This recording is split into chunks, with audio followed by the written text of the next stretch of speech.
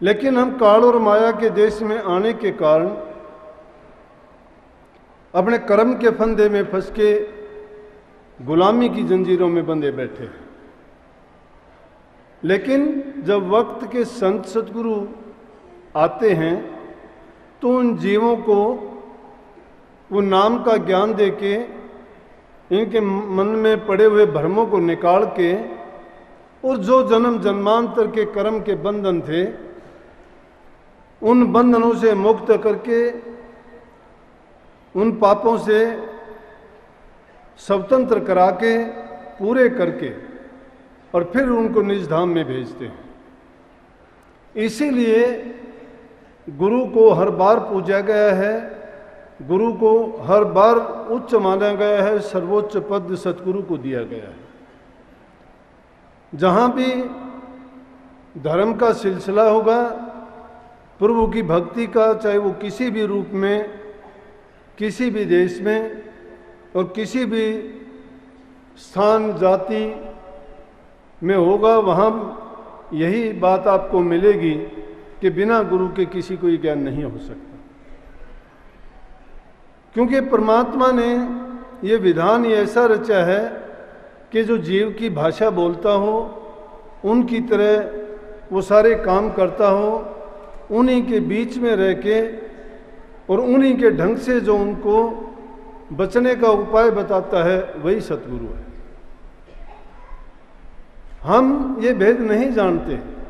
क्यों नहीं जानते? कि कर्म और भरम दोनों के पर्दे हमारे ऊपर पड़े हुए हैं। इसके साथ साथ दो चीज काल और माया ने अपने फंदे फैलाए हुए हैं। एक चीज से निकलते नहीं, दूसरा आगे तैयार मिलता है।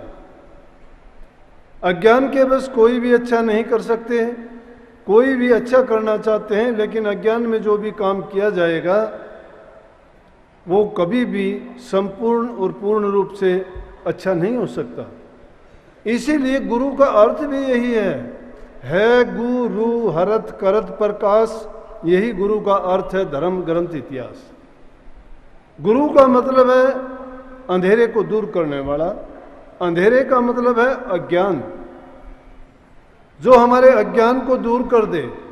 अरे अंधेरा, रात का अंधेरा होता है, हमें कुछ भी दिखाई नहीं देता। कितनी लाख कोशिश करते हैं, चाहे आप दीपक जलाओ, मोमबत्तियां जलाओ, दुनिया भर की लाइटें और जलाओ, लेकिन जब तक सूर्य का उजाला नहीं होता उस तिमिर को दूर नहीं कर सकता। सूर्य जब उदय होता है तो वो तिमिर अपने आप गायब हो जाता है। इसी प्रकार से गुरु के रूप को भी उस सूर्य के समान माना गया है, जो जीव के दिलों से अंधेरा है, अज्ञान है, भ्रम है, उसको इसी प्रकार से दूर कर देता है। लेकिन ये गुण शिष्य में होना चाहिए। गुरु बताने में, कहने में कोई कंजूसी नहीं करता। गुरु पूरे उद्धार के साथ दोनों हाथों से सब जीवों को कोई किसी प्रकार का भेदभाव नहीं करके वो ज्ञान बांटते हैं। लेकिन जो उस ज्ञान से वंचित रह जाता है वो यहीं पर उसी प्रकार से खड़ा रह जाता है जिस प्रकार से रेल आती है स्टेशन पर, जिन्होंने टिकट ले ली वो बैठ के अपनी मंजिल की ओर चले जाते हैं, और जो टिकट नहीं लेते वो रेल को भी खड़े देखते रह जाते हैं और अपनी मंजिल की भी बाट जोते रहते हैं। मंजिल उनके पास कभी नहीं आने वाली। ये जीव भी अगर संतों के पास जाके उन नाम की टिकट ले लेता है और सत्संग रूपी नाव में जब बैठ जाता है तो संसार रूपी भवसागर से पार तिरने में कोई देर नहीं होती। परंतु फिर भी जीव की ये आदत है, क्योंकि ये भरमाया हुआ है युग युगांतरों से, आज से नहीं, युग युगांतरों से भरमाया हुआ है। और इसके अंदर एक गुप्त साजिश रचने वाला मन और बैठा हुआ है। मन को देखोगे, मन पल में कुछ बनना चाहता है, पल में कुछ करना चाहता है, पल में त्यागी बनता है, पल में रागी बनता है, पल में लालची बन जाता है, पल में तप करने वाला बन जाता है, पल में महात्मा बनता है, तो पल में ये बहुत बड़ा व्यवसायी बनना चाहता है। क्योंकि मन का ताना बाना कभी रुकता नहीं, चलता रहता है। उसका मतलब है कि वो शैतानियाँ करना, शैतानियाँ क्यों करता है? कि वो आज़ाद है। आज़ाद किस जगह है? कि उस माया के लिहाफ में लिपटा हुआ है, ये अज्ञान में है।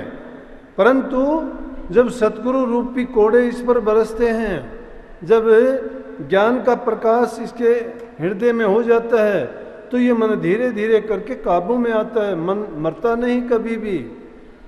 हम कई बार कह देते हैं कि मन को मारना पड़ेगा, मन कभी मरता ही नहीं है। मन मर गया तो समझो कि इंसान ही खत्म हो जाता है। कोई कहता है कि संतुष्ट हो गए हम, संतुष्ट कभी कोई होता ही नहीं है। संतुष्ट जो हो जाता है वो कोई कुछ भी रहता ही नहीं है उसके लिए करने के लिए, कभी भी संतुष्ट नहीं होता। गरीब आदमी को कितना भी धन दो उससे संतुष्ट नहीं होता, पढ़ा लिखा और भी ज़्यादा अधिक पढ़ना चाहता है उससे नहीं होता। कोई भी जिस काम में लगा हुआ है उसको चाहे उसमें कितना भी नुकसान क्यों ना होता रहे, फिर भी लेकिन उसकी तृप्ति नहीं होती है। इसी प्रकार से ये भी है कि मन कभी मरता नहीं है, ये मरने वाली चीज़ है ही नहीं। माया मरी न मन मरा, मन मर गए शरीर। शरीर को मौत आती है, रूह को मौत आती नहीं है। मन का कोई स्थान नहीं है, मन का कोई ये स्थूल रूप नहीं है कि इसको मन को पकड़ के हम बाहर निकाल दें। लेकिन उस मन को सिर्फ ज्ञान रूपी चाबुक से ही संवारा जा सकता है, उसको रोका जा सकता है, और वो भी गुरु की मर्यादा और दायरे में रह के। जब हम गुरु से ज्ञान लेते हैं तो गुरु के जो सत्संग रूपी वचन उस पर पढ़ते हैं, फिर वो सीधे रास्ते पर चल पड़ता है। लेकिन एक बार वो ठीक हो जाता है, बात बहुधा हमने देखे हैं कितने लोग देखा देखी सत्संग में आते हैं, सत्संग सुनने के बाद में उनको कुछ बैराग भी होता है, वो दर्शन करके खुश भी होते हैं।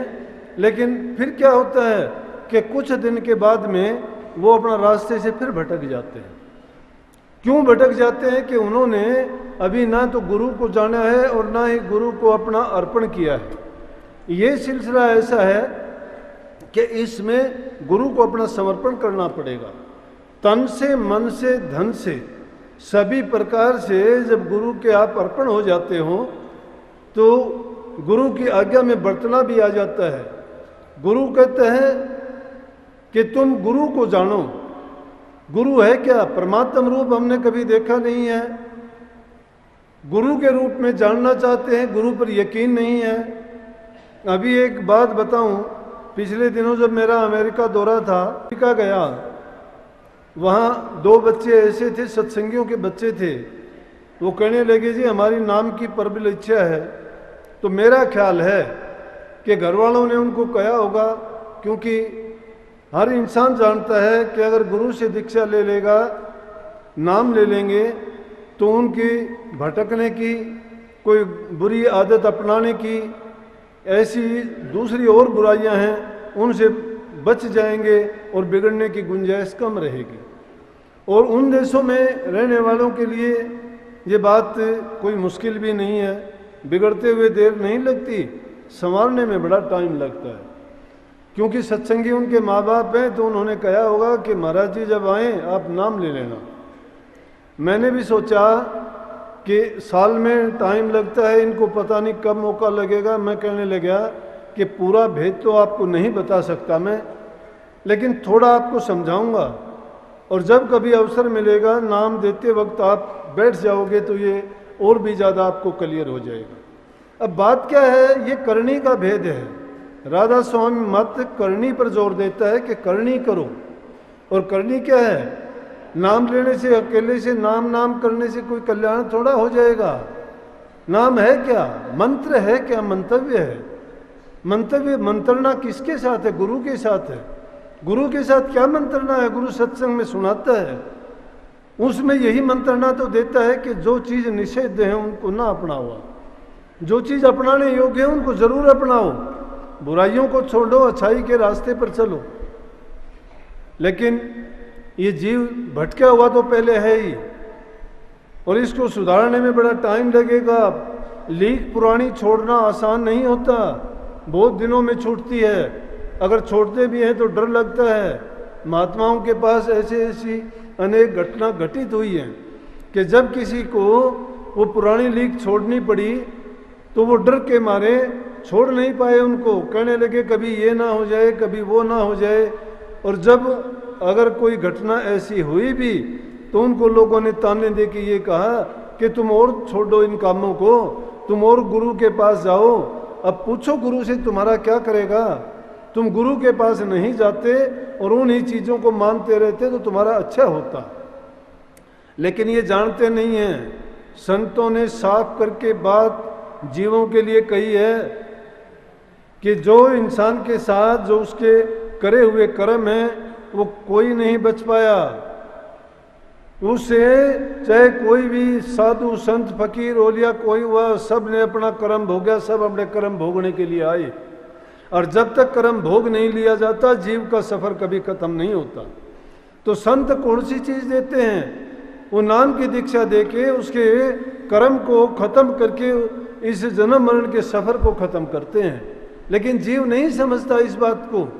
वो तो संसारी चीजों में अपने आप को इतना मस्त कर लेता है, गंदे मंदे काम करता है, धोखेबाजियां करता है, लोगों से ठगा बग्गी करता है और फिर उस धन से अपना जीवन निर्वाह करता है। जब तक अन्न शुद्ध नहीं खाता, कमाई उसकी अच्छी नहीं, व्यवहार उसका सच्चा नहीं और वो फिर चाहता है कि उसका कल्याण हो जाएगा, तो फिर तो वो परमात्मा की सत्ता को नहीं मानता। जो परमात्मा से इतना बेमुख है वो गुरु को क्या समझेगा? गुरु कोई तमाशा थोड़ा है। अरे गुरु को समझने मात्र से ही जीव के भ्रम मिटते हैं। और गुरु की आज्ञा में दृढ़ करके जो रहता है, हानि होए तो होने दीजिए, फिर सोचो। अरे अच्छा करते हुए अगर तुम्हें हानि होती है तो फिर बुरा करते वक्त तो पता नहीं क्या होना था और क्या होगा। इसलिए इन छोटी सी बातों से घबराना नहीं चाहिए। और फिर बातों में ना खो रही थी, उन बच्चों ने वही किया। मैंने उनको थोड़ा समझाया। समझाने के बाद में मैं यहाँ आया तो मेरे पास एक दिन फ़ोन आया और टेलीफोन में पूछने लगे, बाहर से जो फ़ोन आते हैं मैं उनको सुनता हूँ, यहाँ वाले अगर करते हैं मैं नहीं सुनता, कितने लोगों के जवाब दूंगा। मेरे पास कुछ एक नंबर हैं जिनमें से बाहर के लोग ज़्यादा होते हैं, यहाँ के बहुत कम, क्योंकि उनको टाइम नहीं मिलता तो उनकी बातों का जवाब देने का मैं प्रयास भी करता हूँ। तो कहने लगे जी बहुत अच्छा हुआ आपने हमें थोड़ी दीक्षा दी, हमें पता लगा। तो कहने लगा पहले तो पूछता है क्या जी नूरी गुरु क्या होता है? मैं समझा कि अभी इसको 2 दिन हुए नहीं है, अभी नूरी गुरु के बारे में बात करने लगा। ये अक्सर ज्ञान की बात सोचते हो, आप लोग भी सोचते हो, मैं भी सोचता था। जब मुझे अज्ञान नहीं, ये ज्ञान नहीं था, अज्ञान था, जब मैं भी सोचता था कि नूरी गुरु क्या होता है, शब्द क्या होता है, धुन क्या होती है, नाम का जपना क्या होता है, ध्यान किस चीज़ का करना होता है। अरे इन चीज़ों को समझने की ज़रूरत है। जो किताबों में लिखी गई बताई हुई बातों पर ना तुम जाओ, तुम उस बात को अपना के उस ढंग से करना सीखो ना। तो पूछता है मेरे से कि नूरी गुरु क्या होता है। मैं नूरी गुरु को देखने में और समझने में आपको बहुत टाइम लगेगा। तो कहने लगे कि सतगुरु को कहते हैं कि परमात्मा के तुल्य होता है। और पूर्ण गुरु क्या होता है? मैं पूर्ण गुरु वो होता है जो जीव के कल्याण का रास्ता खोल दे। मेरे से कहने लगा था आप पूर्ण गुरु हो मानना, मैं पूर्ण गुरु नहीं हूँ। बोला तो हमारा रास्ता कैसे खुलेगा? अब मैं कैसे कह दूं कि मैं पूर्ण गुरु हूँ? बोला तो पूर्ण गुरु की पहचान क्या होगी? जब नूरी गुरु बताएगा। नूरी गुरु का आपको पता नहीं है। अरे नाम का भेद दिया है, नाम की कमाई करो, नूरी गुरु तुम्हारे अंदर में बैठा हुआ है। ये गुरु तुम्हें ढंग बताता है, तरीका बताता है, रास्ता बताता है, उस रास्ते पे चलिए आप। इस गुरु की बात ना मानो तुम, लेकिन जब अंदर में जाओगे वो तो कम से कम करके देखो। जब अंदर में जाओगे वो नूरी गुरु तुम्हें दिखाई दे जाएगा, तुम्हें ये भी पता लग जाएगा ये गुरु है या नहीं है। क्योंकि तुम्हें विश्वास जब आएगा जब तुम उस अंदर वाले से सुन लोगे। बाहर वाला गुरु तो तुम्हारे जैसा लगता है, तुम्हारे जैसी बात करता है, हंसता है, खेलता है, खाता है, पीता है, नहीं यकीन आता आप लोगों को। गुरु पर यकीन नहीं आता, गुरु आने भी नहीं देगा। गुरु ये खेल रचता है, जानबूझ के करता है। कि संतों ने कभी कोई करामात जीव को नहीं दिखाई, लेकिन ये देख लेना चाहिए कि जब संतों का सत्संग होता है और उनकी कार्रवाई से दिनों दिन संगत बढ़ती जाती है, प्यार बढ़ता जाता है, तो समझो कि पूर्ण गुरु की ताकत वहाँ काम करती है। गुरमुख हो सो पंथ चलावे, नहीं तो डामाडोल हो जाता है। पेट के पुजारी व्यवसायी लोग धर्म में आगे नहीं बढ़ सकते, वो तो धर्म के नाम पर एक व्यवसाय बना लेते हैं, धर्म को बदनाम करते हैं। लेकिन जो गुरुमुख होगा, जो पूरा गुरु होगा, उसकी करनी बाहर प्रकट हो जाएगी। वो नहीं बताएगा, नहीं कहेगा तो भी प्रकट होगी। लेकिन इंसान के लिए क्या कही संतों ने कही कि गुरु को मानस जानते ते नर कहिए अंध, दुखी होवे संसार में आगे यम का फंद। जो गुरु को मानस रूप समझते हैं, गुरु को इंसान रूप में जानते हैं, परमात्मा रूप में जानते ही नहीं, तो उनको आध्यात्मिकता का लाभ कभी नहीं हो सकता। गुरु को अगर आप परमात्मा रूप में समझ लिया, क्या है कि कितनी अच्छी बात कही कि गुरु से कर मेल गंवारा, क्या सोचत बारंबारा। बार बार सोचने की जरूरत नहीं है, गुरु से मेल करो जाके। मेल करने का मतलब है उनका संग करो, उनसे दीक्षा लो और उनके उपदेश को सुन के उनके वचन की पालना करो। गुरु से बढ़ के कोई चीज नहीं है। ध्यान मूलम गुरु मूर्ति, पूजा मूलम गुरु पदम, मंत्र मूलम गुरु वाक्यम, मोक्ष मूलम गुरु कृपा। अरे मुक्ति तो गुरु की कृपा से होगी, लेकिन ये चार चीज बता दी। ध्यान मूलम गुरु मूर्ति, गुरु मूर्ति ध्यान का मूल है। अगर तुम ध्यान करोगे, किस चीज का करोगे? अगर तुम्हारे सामने कोई लक्ष्य नहीं है, बिना लक्ष्य के ध्यान किस चीज का होगा? किसी चीज का नहीं हो सकता। परमात्म रूप को जानना चाहते हो तो जिस प्रकार से पढ़ने वाले बच्चे बिना कुछ हुए मैथमेटिक्स में मान लेते हैं कि इस चीज का मूलधन ए है, बी है या कुछ भी है, जीरो है, और उसको मान के वो उसके लक्ष्य पर पहुंच जाते हैं। लेकिन यहाँ तो जीरो नहीं, लक्ष्य है गुरु का रूप। शास्त्र कहते हैं, मैं नहीं कहता, शास्त्र कहते हैं ध्यान मूलम गुरु मूर्ति, कि ध्यान अगर करना है तो गुरु की मूर्ति का करो।